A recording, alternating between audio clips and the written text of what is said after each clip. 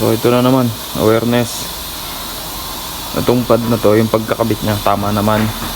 Kaso ang problema, dapat ito nakapasok dun sa loob. Yan. Dapat nandun yan sa loob. Kasi ito yung magiging sensor niya na kung manipis na yung brake pads pag tumama na dito sa rotor disc. Yung problema, ganito yung ginawa. So ibabalik natin ito sa tamang posisyon. Ayan no, ganyan dapat ang posisyon niya, nakapaloob to. So yung nandun sa loob, may pasok na natin ito. Ayan. Ayan, ganyan dapat ang posisyon niyan. Ayan. Kasi itong kabila, pagpapalitin natin itong squeal shim. Kasi ito, may kita nyo ito piston side. So nakaganyan, so baliktad. Salungat na naman sa ikot. Ayan, kaganyan. O, dapat ito nasa itaas. Dapat laging salubong sa ikot ng